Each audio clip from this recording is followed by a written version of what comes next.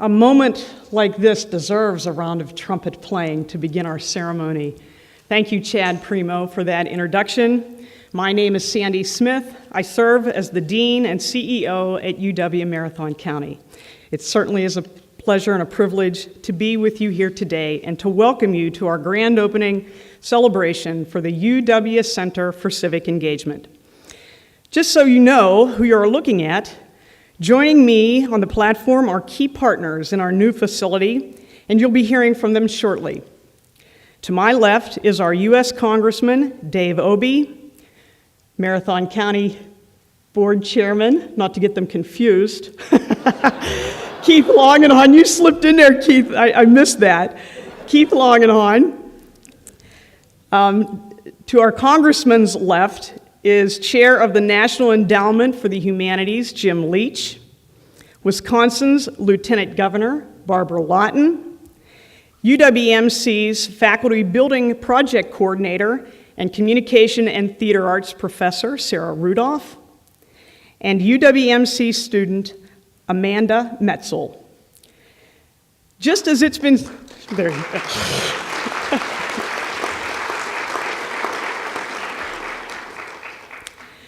Just as it's been said that it takes a village to raise a child, I would like to say that it takes a community to build the UW Center for Civic Engagement.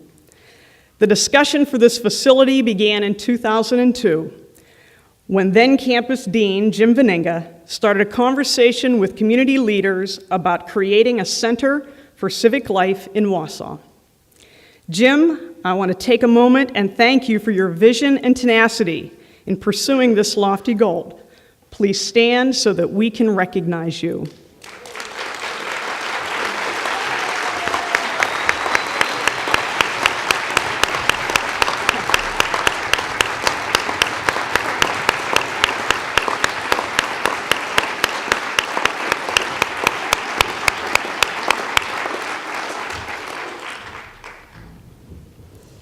Thank you. That's certainly well-deserved.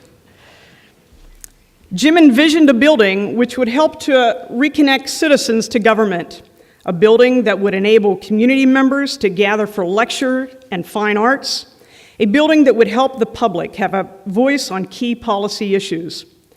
Today, as we gather for the ribbon-cutting ceremony, it's important to note that it took many people and many groups, both public and private, to bring this project to fruition. Along the way, U.S. Congressman David Obey and his Chief of Staff, Christina Hamilton, added their expertise. The Alexander Foundation, the Greenheck Foundation, and the Marathon County Board of Supervisors contributed money early on to develop feasibility studies. The UW system, under the leadership of President Kevin Riley, Chancellor David Wilson, and Regent Mark Bradley, backed the project, and soon, after that, we secured the first of 2 congressionally directed grants to support this facility. Plunkett and Rayish Architects joined in the effort, working with the county board leadership to help us find the right location, the block adjacent to the university's main building, which was filled with neighborhood homes, this space that we're in right now. If there are any homeowners here with us today, I want to thank you for your support of the county's 25-year plan and your willingness to forfeit your homes so the university could expand. Again, more evidence that it took a community to build this facility. The Wisconsin Institute for Public Policy and Service, also known as WIPS, was officially formed in September 2007, just 3 years ago. Joining us today are some of the WIPS advisory board members and staff who I'd like to acknowledge. Chairman Clay Norbaum, Vice Chair Christine Bremer Mugley, and board members Jim Veninga, Mark Bradley, Gina Lovett, Greg Lampe, Barbara Lawton, Linda Ware, Brad Karger, John Hoffmeyer, Executive Director Eric Giordano, and staff members Jean Greenwood, John Greenwood, and Connie Nicolai. Would you all please stand and be recognized?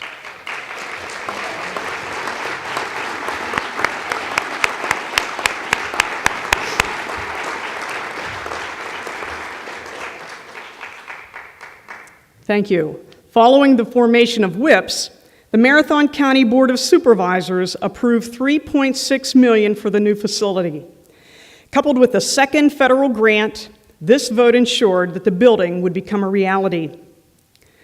Finally, last year, Somerville from Green Bay joined the team as the architect. Myron Construction joined as the general contractor. Sarah Rudolph joined as the project shepherd, and Marathon County Administrator Brad Carger started negotiating to buy the property from multiple homeowners.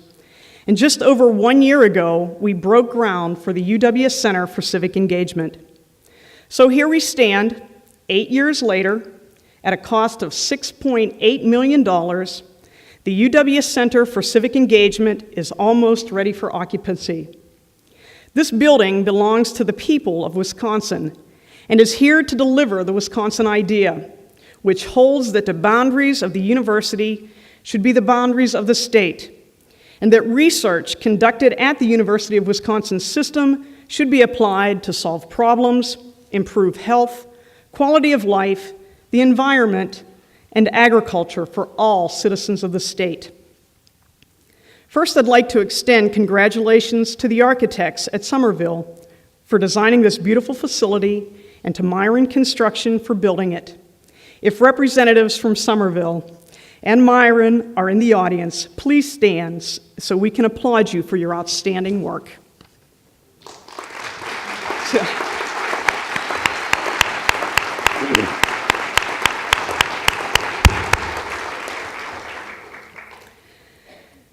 To be here today celebrating the opening of this building would not be possible without the support of the University of Wisconsin at many levels.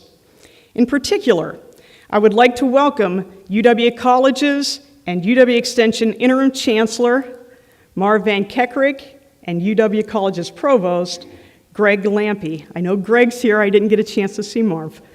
Could you please stand? Thank you.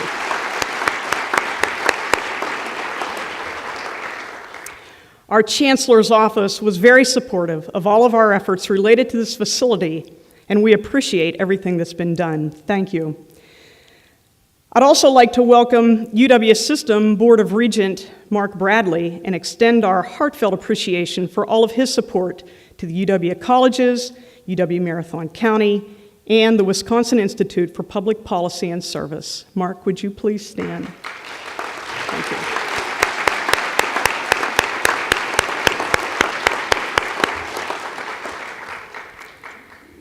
Other University of Wisconsin and representatives of our colleagues in higher education who I'd like to acknowledge, and some are with us today.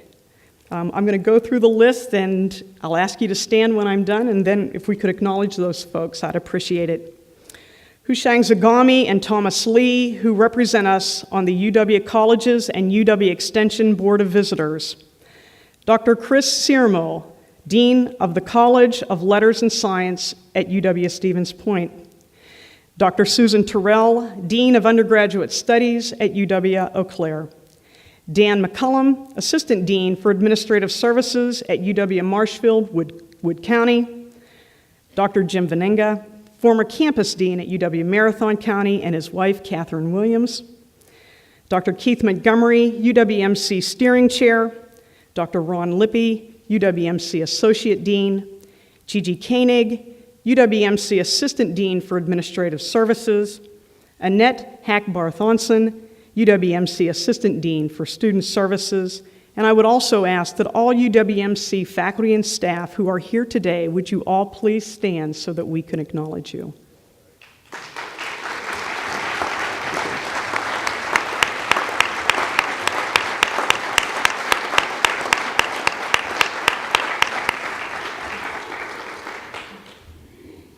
Thank you.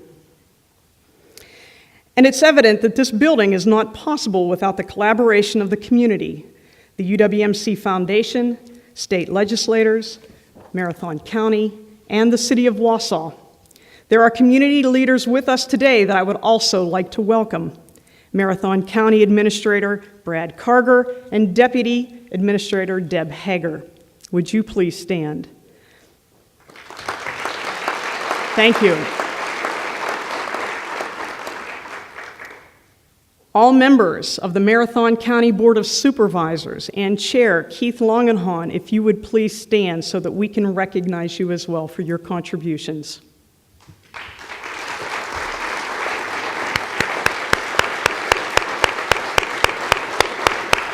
Thank you.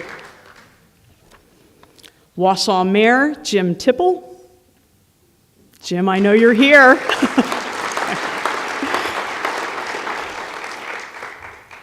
The UWMC Foundation, including the Executive Committee, President Renee Frederick, Craig Reinecke, Brian Sabatke, Mary Nell Reif, Brian Gumness, Tom Batterman, Linda Ware, and Executive Director Brad Zweck. Will all UWMC Foundation members please stand?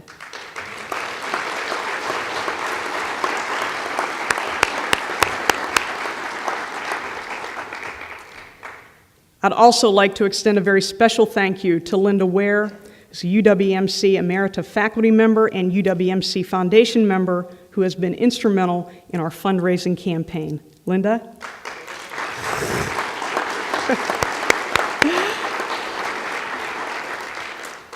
Also in the audience today, I know we have several of our state officials here, two that I did see, and maybe there are others, but if I'll just name these folks. Representative Donna Seidel, Representative Jerry Petrowski, Senator Russ Decker, and if Representative Dawn Frisky and Jim Holperin are in the audience, please stand. Thank you.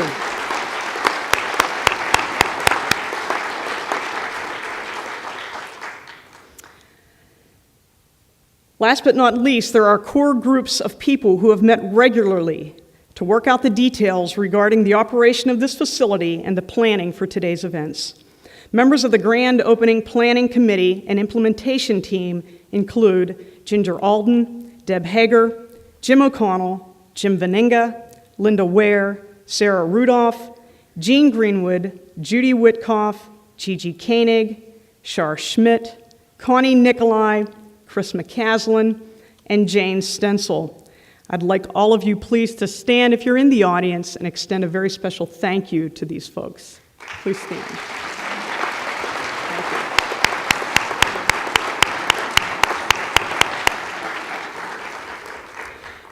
And on a personal note, I would like to give a very sincere thank you to Gigi Koenig, Sarah Rudolph, Eric Giordano, Rick Ryer, Vicki Richmond Hawkins, Dan Henneke, Paul Henfer, Chris Berg, who's in the back and has lived here. I believe his sleeping bag is somewhere located in this facility.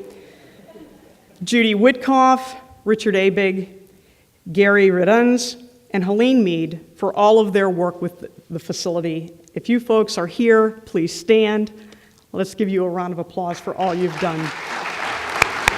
Thank you.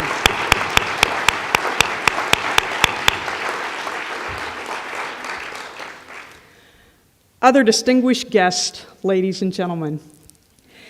Together, we built this facility, and together, let's use it to its fullest potential. I look forward to embracing with you the opportunities of the UW Center for Civic Engagement and what it will bring to our community. Thank you.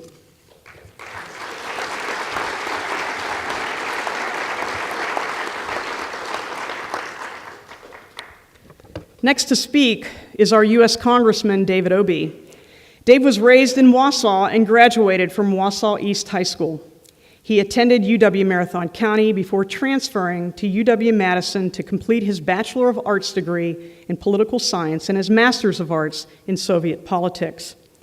Dave was elected to the Wisconsin State Assembly in 1963 and served there until 1969, when he was elected to the U.S. House of Representatives. When elected, Dave became the youngest member of Congress. He is now the longest-serving member of either houses of Congress in Wisconsin's history. Representative Obey is currently the chairman of the House Appropriations Committee. He also chairs its subcommittee on labor. After 48 years of public service, over 6 years in the Wisconsin State Legislature, and almost 42 years in the U.S. Congress, Dave announced his retirement on May 5th of this year. I'm very pleased to welcome to the podium U.S. Congressman for Wisconsin's 7th Congressional District, David Obey.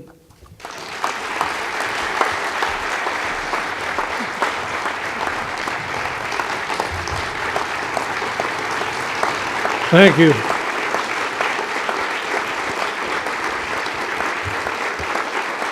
Thank you. Before we begin, or at least before I begin, let me simply say that we have Jim Leach here today under false pretenses. He is from Iowa. And we arranged to have him here as a hostage to make certain that Iowa throws the game if necessary. I'd also like to have my wife Joan stand. I don't know where. See it.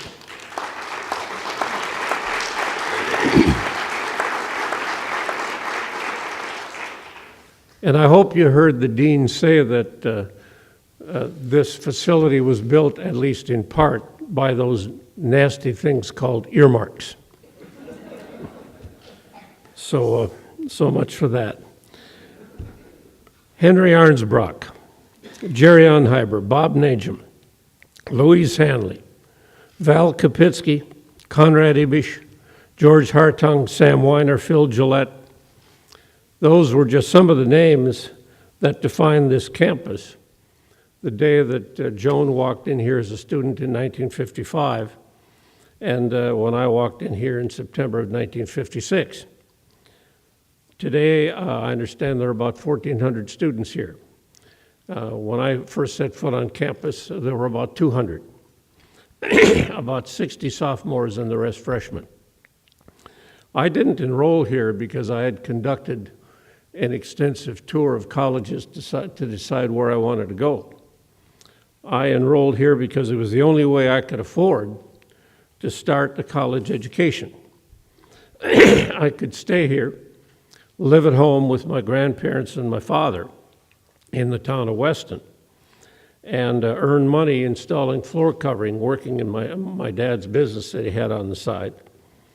That made it much easier to decide to go here. In those days, the campus consisted of one old building right on the front of Stewart Avenue, and a smaller building in back, which had a few classrooms and also a very small student lounge.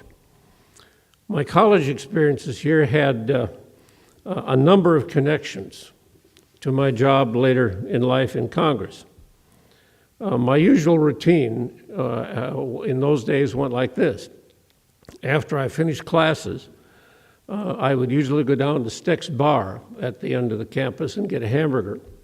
And then I would walk over the bridge to the Wausau Public Library, where I would sit and do my studying until the library closed at about 9 o'clock. Then I would walk across the street to what is now the Federal Building, but in those days was the post office. And I would stand or sit just outside the postmaster's office, Neil Jones in those days. And I would continue studying until my dad was done working at 3M at 11 o'clock, and then he'd come by and pick me up, and we'd go home to the town of Weston. Little did I know when I went through that routine that post office where I waited so many hours while I was studying, little did I know that I would be converted to a federal building and that I would wind up having it as my home office, occupying the same office that Neil Jones, the old postmaster, occupied for years. I loved my experience on this campus. I cannot think of a course that I did not like. And the teachers were phenomenal. And what I thought was terrific in those days is that everybody understood this is primarily a teaching institution. So kids did not get lost in the shuffle. There were not many extracurricular activities in those days, although we did have a tradition of putting on a student-written, produced, and directed variety show called Campus Capers. And the year I was a sophomore, we had Ken Shanu and Bernie Waldinger who did the producing. and I did the directing such as it was.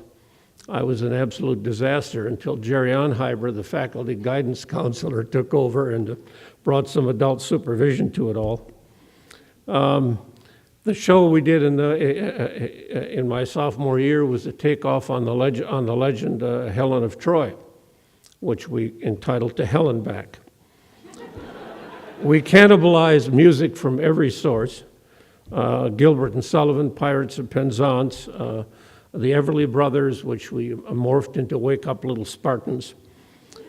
We did a ballet number complete with tutus, a spoof on two beer commercials that were on the airwaves in those days for Blatz and Schlitz. We renamed them Blitz and Slosh. And we had a lot of fun. I also edited the student newspaper for a while until I ran into an argument with Jerry Onheimer, who was the faculty advisor. I wrote an editorial about a member of the Board of Regents at the university that he didn't approve of. And so he said, "You can't write that." And I said, "Well, I believe in freedom of the press, and if I can't write it, then I quit." So I stood up bravely for the freedom of the press. Years later, I would have my doubts about that as a practicing politician. But I didn't feel badly about it then. And afterwards, we patched up our differences and resumed the publication of the 4-page newspaper that was produced on a mimeograph machine in those days. October 4th, 1957. I don't know if anybody knows what that date was. That was the day that I met Dr. Henry Arnsbrock, the dean, in the stairwell, just a few hours after the world had heard the news that the Soviets had put Sputnik into orbit around the Earth. And we stopped each other in the stairwell to talk about it. And Arnsbrock remarked that this was going to fundamentally change the face of public education, especially higher education, and especially in the field of science. And he was right. And as I talked to Arnsbrock in that conversation, I had no way of knowing that within a few months, the Congress would pass the National Defense Education Act, under which just a couple of years later, I received a 3-year full boat fellowship to study Russian politics. Arnsbrock was certainly right about the change that day brought about for all of us. In 1957, we also had 1956, we also had another experience right after the Mideast War. Some of us were sitting in the student lounge during the noon hour, and two faculty members, Sam Weiner and Bob Najam. Bob was a Lebanese Christian American and who taught French and English, and Sam Weiner was a Jewish chemistry teacher. And they got together and they started having a friendly debate about what was going on in the Middle East. And a number of students began to gather around them, and we became so interested that they continued that for a long number of weeks, every Friday, calling it Friday Forum. And we wound up listening to them debate various aspects of Middle East policy. And as I did that, I never realized that 20 years later, I would chair the Foreign Operations Appropriations Subcommittee and be dealing with the entire budget for our entire foreign assistance program, including the Middle East. But my interest in that part of the world was sparked right here on this campus. This was the first place that I ever gained enough assurance to believe that I could do anything useful in this world. And that was true for many others as well. I would not have done it, I don't think, any other way. I could not have afforded college someplace else, and I would have drowned if I had started in a bigger pond. But this was just right for me. And as I said, my wife Joan and I both started here. We were a part of this place, and it's become a part of us. We've been very lucky. Just one other thought in closing. When I graduated from the University of Wisconsin, the per capita income of people in Wisconsin and Minnesota was about the same. Minnesota was about $1,000 higher than Wisconsin. Today, there's over a $4,000 difference between the two states. In those days, the percentage of our population that graduated from college was about 1% lower than the state of Minnesota's. Today, it's about 5% difference. I don't believe that the state can be in a leadership position if that trend continues.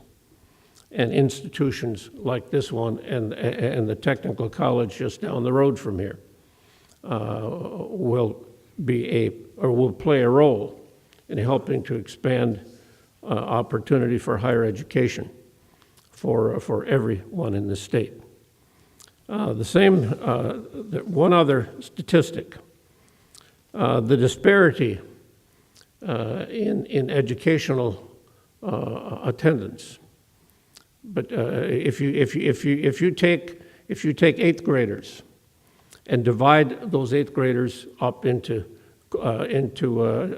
quartiles, if you take a look at the bottom quartile, and then if you take a look at the middle 50%, and then if you take a look at the top 25% in terms of income, and then select out only the top performers in the eighth grade.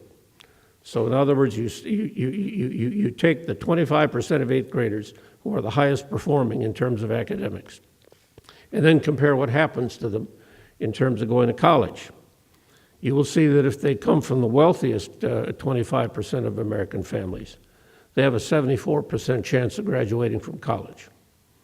If they come from the middle 50% in terms of income, they have a 47% chance of graduating from college.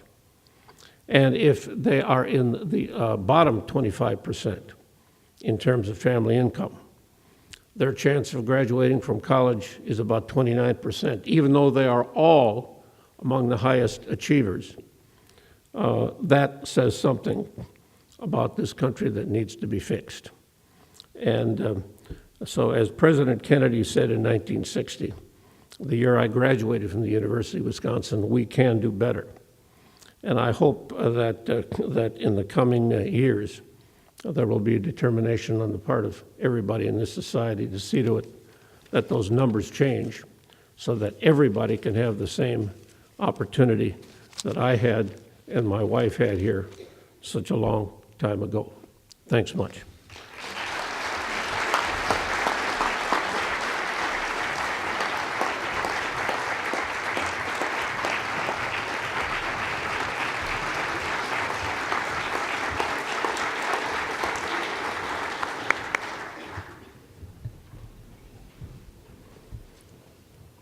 Thank you, David.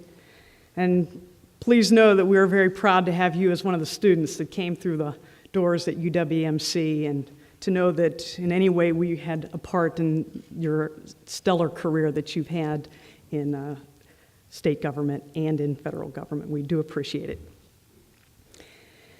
Next, we have Keith Longenhahn, who has served on the Marathon County Board of Supervisors for 20 years and represents District 35, which includes the towns of Marathon, Mosinee, Wards 2 and 3, and Rib Mountain, Ward 5. Keith has served as the chair of the Marathon County Board of Supervisors for 12 and a half years, since April 1998. Keith is a dairy farmer in Marathon City and has been a wonderful advocate for education in this country. Keith?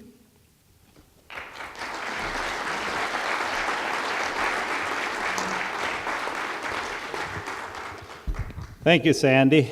I'm very honored and proud to be here this afternoon representing Marathon County. Unlike Congressman Obey, I'm not a past student here, but in the last 12 years, I'm getting to feel like I have been a student here, stopping here very often to do some business and work with Dean Vaninga and at that time, and Eric Giordano and Gene Greenwood and people like that. What a great place we have and what a great facility we can be very proud of. Reflecting back on this project, I can only think of when I got a call from, at that time, Dean Vaninga saying that he had an issue we'd like to talk about. And at that time, our former administrator, Mort McBain, were asked to meet for lunch with him and talk about this certain issue. And little did we know at that time that this much work had been done toward this initiative by Dean Vaninga and Congressman Olby, that there was an earmark for this project, and how wonderful. But the first thing that flashed up is, where are we going to put it? And so, which did turn out to be quite a real project for the next few years. First of all, we tried to identify if it would work in the park. Well, we had opposition to that to no end.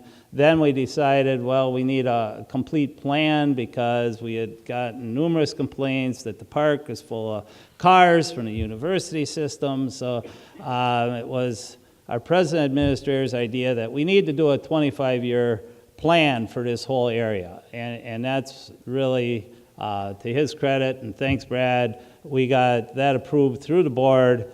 And our board has been very, very supportive of this, which you can see by this afternoon. We have Supervisor Leonard, Supervisor Gisselman, Supervisor Abbott, and Supervisor Nutting. If you want to stand, you've been sitting a while, you can stretch your legs again.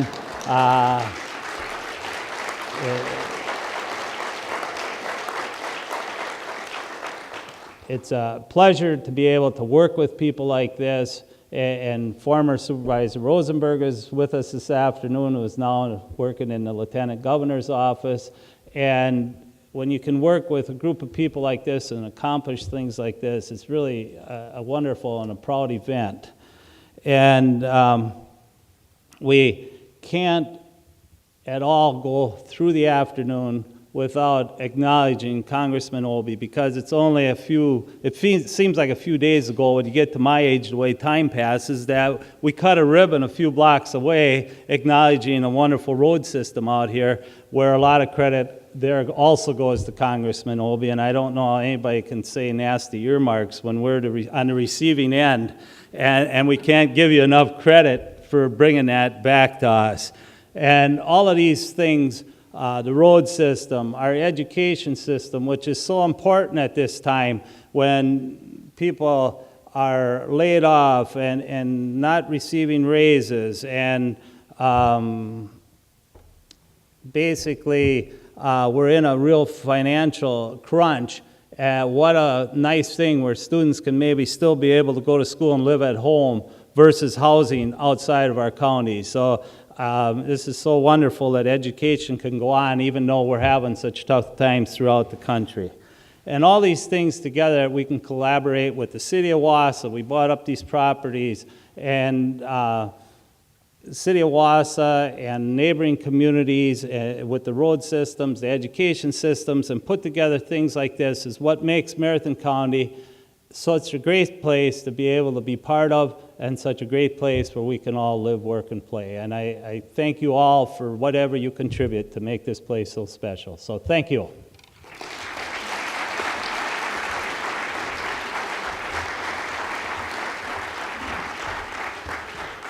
Thank you, Keith.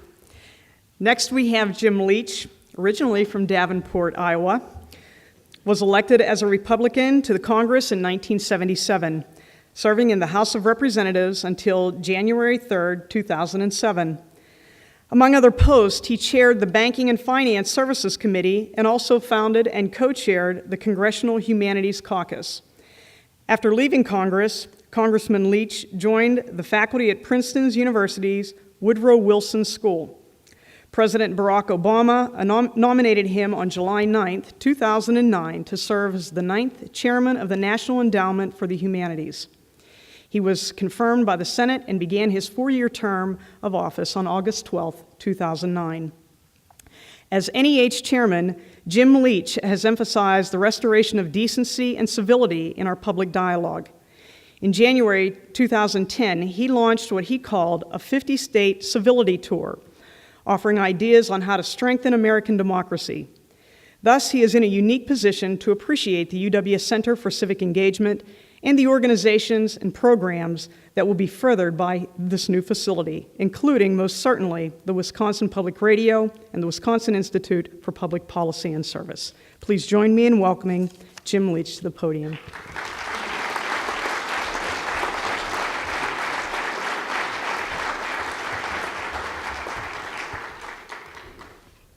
David, Joan, Governor, Dean, fellow guests in the podium. Perspective is awfully difficult to bring to events of almost any nature, particularly a celebratory circumstance like this. But let me just say, I'm very impressed with the choice of words, a building for civic engagement. Frankly, I know of no other building of that title anywhere. And the reason I reference it is that, as the dean mentioned, I've been around the country talking about the issue of civility, and civility is far more than public manners. It's basically, in politics, it's civic engagement, and and what does civility mean? It really means whether one's willing to listen to somebody else, whether one's willing to put themselves in somebody else's shoes. And so one of the questions is, how do you teach civility, civic engagement? And it isn't a course in manners. It's how people work together. When I was looking at these trumpeters that began this day, I'm thinking to myself, to be in a group that's musical, what do? You learn an instrument, but you learn to work together. This is a stage, and I'm sure you're going to have plays here. I'm sure you're going to have concerts here. What do people in a play do? They learn to work together. And if you think of America, we're a country of great leadership. I personally think it's more evident at the community level than some elements of politics. And so one of the great questions is how we bring civic discourse into the political level at a greater extent. And here, I want to say something about David, because one of the issues in America are issues. I mean, we all know there's a case today for greater prudence at the fiscal level. There's also a case for certain stimulus. You have kind of Friedman-esque economics, that's Milton Friedman versus John Maynard Keynes. Both have very cohesive theories. Both have a degree of truth. People have to work this out. But one of the things in working out these great differences in judgment, you have to work together. And that is one of the great challenges of this particular year in politics and with its aftermath. But on David Obey, and David, I'm sure you've forgotten this, but I'm going to tell you something you don't know about. About 25 years ago, David and I were part of a small delegation that went to the Soviet Union. And it was a time before the Soviet Union had changed. It was the Soviet Union, with the emphasis on Soviet. And people were asked to, from our Congress, we were meeting with public officials on the other side, and we had kind of what might be considered a set of statements on both sides. And David gave a statement on behalf of the United States Congress, implicitly the American people, because the United States Congress is the people's body. And I happened to be sitting next to a man that maybe some of you knew or have heard of, who was once a vice presidential candidate of the United States. His name is Jack Kemp. And Jack turned to me and he said, "Wow, Obey's good." And I said, "Yes, well, that's been self-apparent." But he says, "Jim, that's not what I mean. I didn't know a Democrat could be so vigorously anti-communist." Well, I said to Jack, "Listen, we're all Americans. What's important is the strength of conviction and the cohesion of argumentation that David brought." Anyway, I raise this for this reason. David is a Democrat. Those of you who are Democrats in this room, of the tens of thousands of votes that David has cast over his career, there will be hundreds that you will disagree with. If you're Republican, there are probably thousands you will disagree with. But the fact of the matter is, every citizen of this district and this state should be proud of someone of the quality of David Obey representing your state, your district, your country. And that is worth thinking about, because in America today, people ought to be thinking about this issue of quality. And one of the things that this small institution that you have created is all about is expanding the quality of education in the state of Wisconsin for the purpose of civic engagement. I congratulate you. Thank you.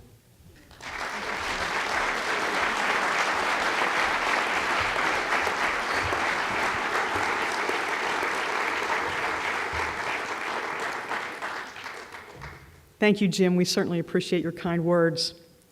Next, we have Wisconsin's Lieutenant Governor, Barbara Lawton, who grew up in southwestern Wisconsin, first in Hales Corner and then on a farm near Waterford. She worked her way through college, ultimately earning a degree in Spanish from Lawrence University in Appleton and a master's degree in Spanish from the University of Wisconsin-Madison. Lawton has an honorary doctorate of law from Lawrence University and an honorary doctorate of fine arts from the Milwaukee Institute of Art and Design. Barbara has worked on numerous initiatives as Wisconsin's lieutenant governor. Some of her current work focuses on the green economy and leveraging Wisconsin's entrepreneurial spirit and the citizens' commitment to sustainable living and environmental values. This combination strategically positions Wisconsin to lead the way in energy independence and the green economy. Barbara has also been an advocate for education and made Wisconsin the first official pilot state for the Liberal Education and America's Promise, which is an ambitious national campaign to champion the value of a liberal education for a nation dependent on economic creativity and democratic vitality. Barbara became the first woman elected to Wisconsin's lieutenant governor's position in 2002. She also served as the Northeast Wisconsin Technical College Foundation Board and the advisory board for the Wisconsin Institute for Public Policy and Service. Please join me in welcoming to the podium Lieutenant Governor Barbara Lawton.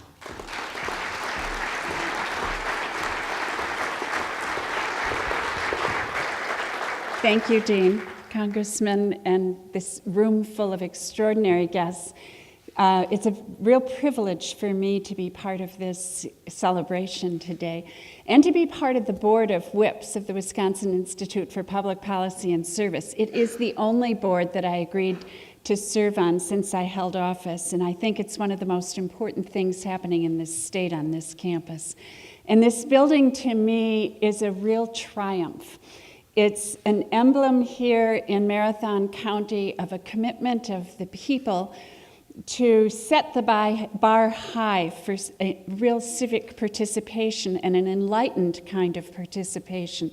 And it's emblematic of the kind of extraordinary leadership that you breed here across sectors that I talk about when I go to other parts of this state, because I think it is so powerful what has been done. And this building is a real investment in a commons, in that space between where we buy and where we vote.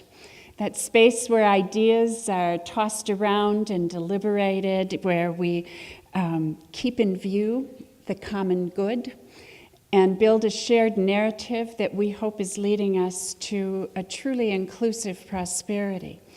I see in this building the potential for this strong, double dynamic, sort of a centripetal force happening all at once, where you draw in the talent and the people of the community, and they draw down their collective experience and wisdom, and mix it up with scholars hard at work, and send out interesting new models and ideas and initiatives that can be replicated across the state. It is of deep public value to all of us in this state, this building and what goes on. And it is, I applaud you and I thank you on behalf of all of the people of Wisconsin for opening the door to a very promising future for us. It wouldn't have happened without the leadership of the people of Marathon County, who have such an extraordinary imagination for how a democracy can continue to evolve. Thank you.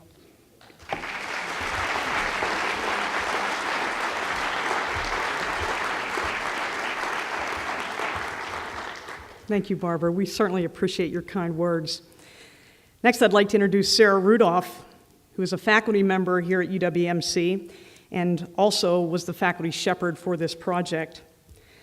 Sarah came to UWMC in 1991 directly from UW-Madison, where she completed her PhD.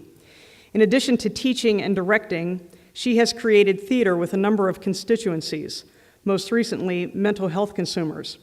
Her research interest in the representation of mental illness in theater is ongoing, and she is writing a chapter for a forthcoming book on the subject. While at UWMC, she has produced, directed, and acted in 20 years of productions in the theater across the street. Sarah?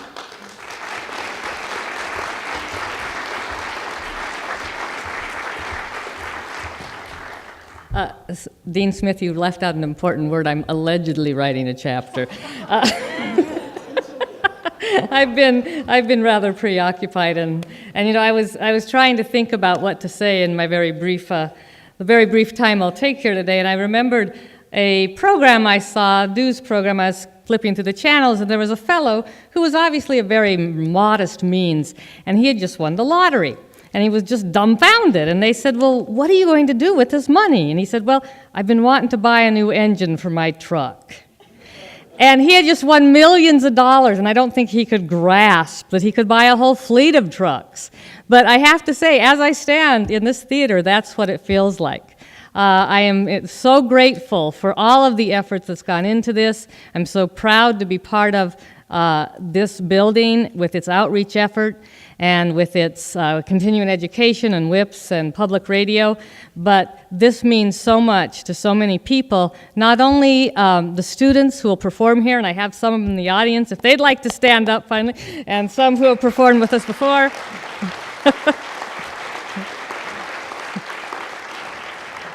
But at any rate, too, it means so much to many, many arts groups and performing arts group in this community. We've had a number, when I came here, I kept hearing, well, we have the Grand, we don't need anything, we have the Grand. Well, the Grand's a wonderful place, but it's also booked something like 350 nights out of the year. That may be a slight exaggeration, but not a tremendous exaggeration. So there are many arts groups who have been using the facility, the very modest and well-beloved facility across the street. And as this building has grown and grown over the year, people have been calling and calling, when can we rent the facility? When can we rent the facility? So it will mean a tremendous amount to so many people. And of course, there are so many people, they've already been acknowledged, but I have to just say to Jim Beninga, I only started pestering him to find a way to get a new theater on this campus when he interviewed for his job. And I continued and continued and continued. But I also have to say, and Jim, I did buy you that bottle of wine that I promised you, I don't know, 10 years ago or something. But I have to say, share it with Catherine. Because Catherine would join Jim at productions and she'd say, Jim, she shouldn't have to do these wonderful plays in this shabby building. Jim, you have to do something about that. And I'm sure that she was very instrumental in this. But also, just one more thing, Chris Berg has already been acknowledged, but Chris has worked tirelessly and diligently and has done more in the past few months in this building than almost anyone, probably anyone. And the other person that I don't want to have be an unsung hero at all today is Gigi Koenig, who has done just tremendous work with coordinating so many things. And also, of course, to Dean Smith for somehow keeping us all functioning while this is all going on. But please come back here often, come back here soon.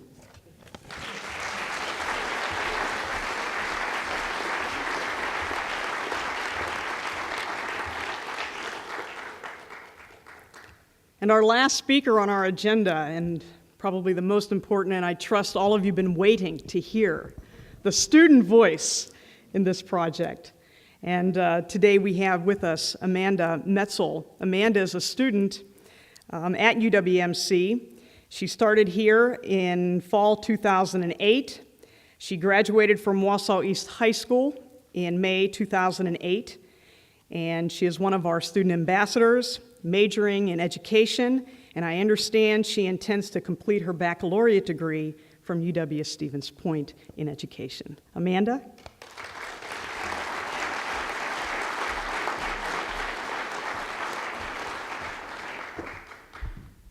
Hello and welcome to this grand opening. I'm very proud and honored to be a part of this celebration to represent the students at the UWMC. As students here, we want to thank the community for all of your support, and we want you to know that we appreciate all of the hard work and money it took to complete this awesome new building. The new UW Center for Civic Engagement will give students the opportunity to learn in new state-of-the-art classrooms and develop our musical, acting, performance, and technical talents in this great theater.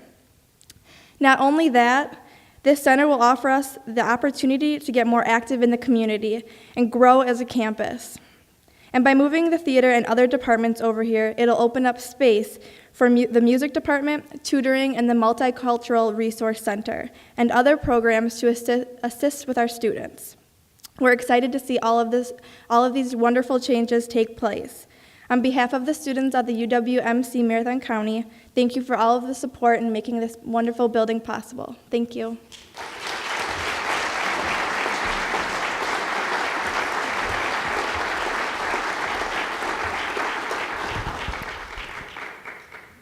Next on our agenda is the ceremonial ribbon cutting. But first, a few announcements. Immediately following the ribbon cutting, I welcome you to tour the facility at your leisure. Stationed throughout the building are UWMC faculty, staff, and students who can answer any questions you may have. From 6 to 7:30 this evening, please join me for the WIP-sponsored forum on contemporary American democracy, Perils and Promises, which will feature Dave Obey, Barbara Lawton, Brad Carger, Jim Leach, Brett Barker, and Jim Veninga as the moderator. If you don't have a ticket for the forum this evening, you can get one at the ticket booth just outside the theater to your left. Also, please be sure to enjoy the refreshments that are available in the university room, which is the large gathering area on your left as you exit the theater. At this time, I'm going to ask that my guest on stage please join me for the ribbon cutting ceremony. I ask that the speakers please hold the ribbon while Keith Longenhahn and I do the cutting.